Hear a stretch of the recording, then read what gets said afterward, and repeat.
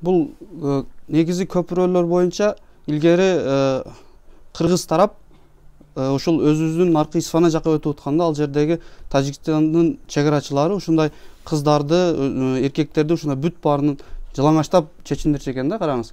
Эми ошол кандай кыргыз элине кордук да, мындайча айтканда. Аны карап турган атасы болушу мүмкүн, агасы болушу мүмкүн, бир тууган мындай немелери болушу мүмкүн. Өтө кордук да, ал жактан өтүш керек, себеби ал жакта үйлөрү бар. Ал жака өтпөсө болбойт. Эми ошол жерден өтүш үчүн ал жерде кордук көрүп атат. Эми ошол жерде убагында барды да Мадымаров чечип койду. 49 жылга да, мына ошол жерде чечип койду. Эми ошол чечкенди булар Мадымаровдун бийликке келишин каалабай, булар ушу Мадымаровду ошол көпүрөнү ушундай пиар кылып атат да. Өзү негизи ал жерде көпүрө не причем ал жердечи.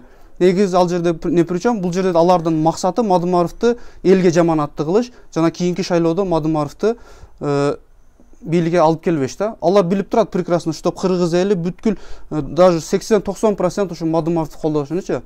Эми ошону колдоп келсе, ал президент болуп калбасын, биздин бүт былыктарыбыз чыгып калбасынан коркушуп, алар алдын ала шайлоого даярданышат да.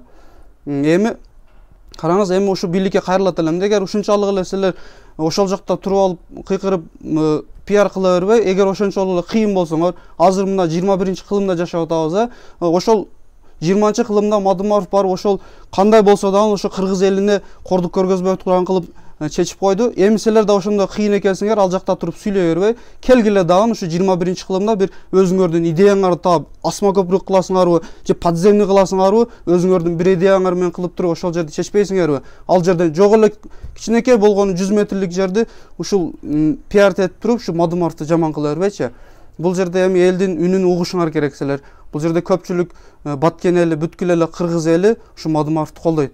Мадымаровду чечен дейт. Чечен, силер да чечен болсоңор, сүйлөгүлө колуңардан келсе. Колуңардан келбесе, анын чечендигине неме кылып, ал Кудайдан берген белек. Талант ал. Ал өзүңөрдүн, мисалы президент Россиян Путин келгендеги Жээнбектин алдына жазган катаңарды карагыла. Илим министринин катачылыгы. Андай колдон келбеген нерсени Мадымаров эң бир туура айтат. Азыркы бул жеткен сабатсыздыктардын бийлиги деп. Караңыз, канча сабатсыздыктардын көрүп атабыз да, өзүбүз эле көрүп туюп атабыз. Бул жактан телевизордон көрүп, ушунчалык кейип интернеттен, фейсбуктан көрүп ушундай. Бир убакыттар келет, өздөрү өкүнө турган убакыт келет да. Ошон үчүн алар өкүнүп калганча, колдон келишинче, колунан келбесе берсин иштей тургандарга. Мына жаштар бар. Мына Айбалаев азыр эми 70-ке жакындап калыптыр. Аксакалын коюп, мешитке каттап, намазын окуп эле жүрө турган аксакал келип алып эми губернаторлукка талашып, губернатор болом деп, ошол анын максаты ошол болуш керек. Же болбосо анын баласы, же болбосо туугандары бир жакшы бир акчалуу жерге ишке орношом, ушундай деген планда жүрүшөт да. Ошон үчүн Кудайдан берген талантты, молодец Мадымаров сүйлөйт, элдин талабын көтөрөт, жүрөктөн чыгарып сүйлөйт да. Эми ошондой болгондон кийин биз 80 бүт эле кыргыз эли колдойт аны. Садыр Жапаровду кандай камап атат, Текебаевди кандай камап атат да, караңыздар. Ал ак жеринен камалып отурат да, мисалы алар. Ак жеринен камалып отурат.